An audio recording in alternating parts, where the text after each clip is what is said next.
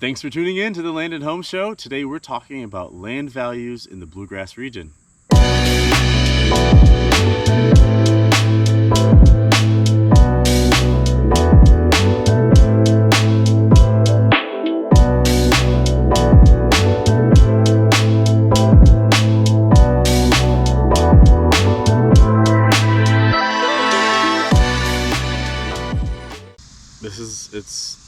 I'm tired of talking.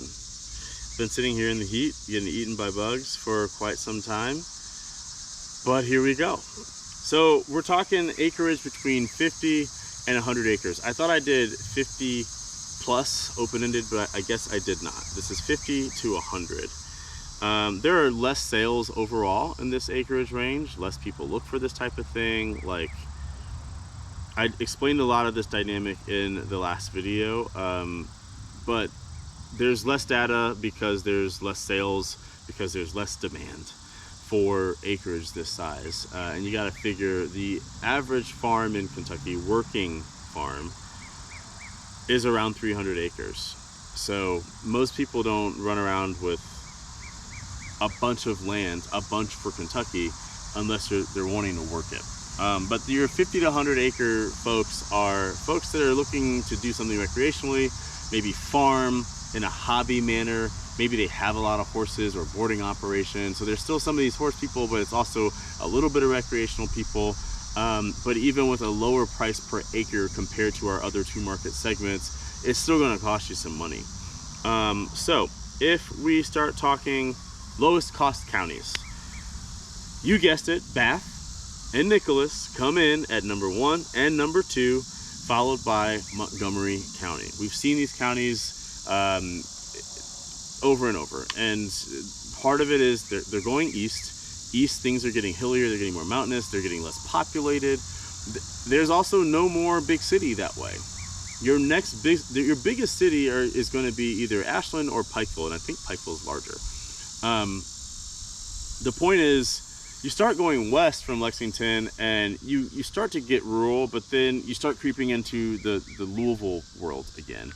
When you go east, you have some true towns. You've got Moorhead, you've got all these other places, but none of them are really so big or so developed from a urbanization standpoint that they command any sort of geographical premium, if that makes sense. So 50 to 100 acres, when you start looking at that, it makes sense that these eastern counties are among the cheapest places to find this type of acreage. Bath County comes in at $2,100 to $4,100 an acre, an average of $3,065 an acre. Nicholas County comes in at $3,300 and some change to $6,600, an average of $4,300 an acre and some change. Montgomery County comes in between $3,800 and $5,000 an acre, with an average of $4,423 an acre. So those are the lowest cost counties between 50 and 100 acres. Excuse me. Your highest cost counties, if you've been watching the last two videos, you could name all three of them, because I've said them before in other market segments. Fayette County, Scott County, Woodford County. And these come in with just two sales in Fayette and 1 sale apiece in Scott and Woodford.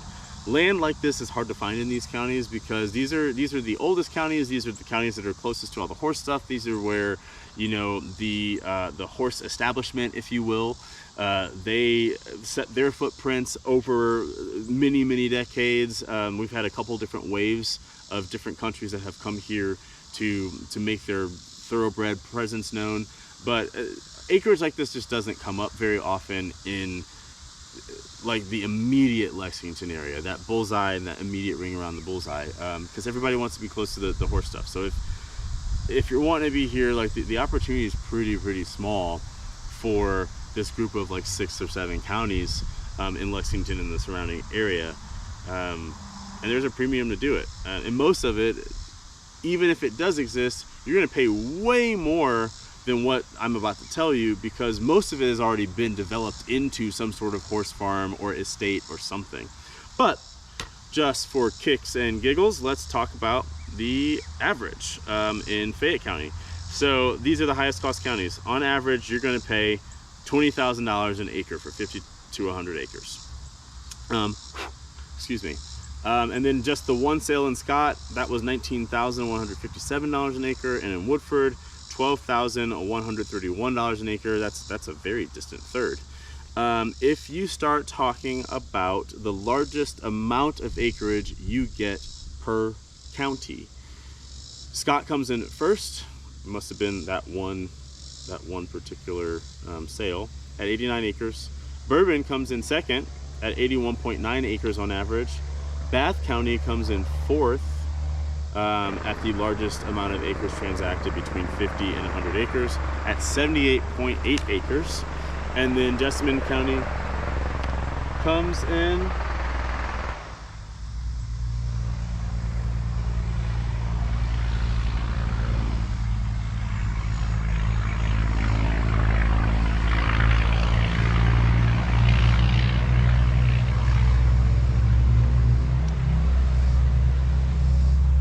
hay has been baled in my area. Usually cars don't sound like that. There were just 3 truck trailer situations that just went by, and that first one was what you heard. Anyway, sounds like a motorcycle, like a Harley. It's like are you trying to spite me? Dear God. Okay. I think I was on the average acreage transacted by county. So these are the places where you got the largest amount of acreage per transaction on average. I said Scott County at 89, Bourbon County at 81.9, Bath County at 78.8 acres, and then Jessamine was 78.1. Whew, okay. Smallest average acres per transaction. Woodford was number 1 at 52.3 acres. That's the smallest, followed by Fayette County at 60.7 acres, and then Montgomery was 62.7 acres. Okay, we're going to break down a couple more things here. Your best value, top 3 are going to be Bath County. Did we already talk about this? Bath, Nicholas, and Montgomery? Yes, we already talked about this. I opened up with this, didn't I? Okay, I'm losing my mind. The heat's getting to me. Moving on. Okay, so if you can't get the cheapest places are Bath, Nicholas, and Montgomery. That's how I opened up. Your next tier of 50 to 100 acre good value is going to be Harrison, Anderson, Mercer, and Franklin. Those are four counties. Harrison comes in at 4,700 an acre. Anderson comes in 5,200 an acre. I am estimating here. There are little dollars that I'm leaving off because it is a mouthful and I'm trying to talk fast in order to make this video shorter. Mercer County comes in at number 6 for good value, 5,800 and some change per acre, and then Franklin County at 6,700, if you will, 6,711 per acre in Franklin County. So really, your best value, just to wrap it all up here, is Bath, Nicholas, Montgomery, Harrison, Anderson, Mercer, and Franklin, in that order. And I think, let me double check. The rest of this is going literally county by county, which I used to do, but I'm just not doing that. Not today, probably not ever. I've been out here for an hour recording. So that's how 50 to 100 breaks down. Here's the thing. I'm gonna make a bigger video talking about the trends. We're gonna talk about similar market segments and how they've gone up and gone down and market correction. So we're gonna split it up by 3. But we're also going to talk about where we could be headed in the next, 2 to 3 years, like how land is looking, in an effort to just help you make better decisions. Yeah, so I really appreciate you watching. I appreciate that, you probably watched all 3 of these. At least I hope you did. I hope that you shared this with someone. I hope that it is helpful for you in your decision making to buy or sell. I hope that if you want to do one or the other, that you call me. I'd really like that. But if for nothing else, I just hope that it helps. I like to empower people with information, reasonably so that they can make informed decisions. It's emotional, I get it. I'm not the most emotional person, but at the end of the day, you end up having to have some amount of reasoning behind the thousands and thousands and thousands of dollars that you spend. So in an effort to help that side of the equation, to help you feel better about your decisions, I like to empower you with information, my buyers and my sellers.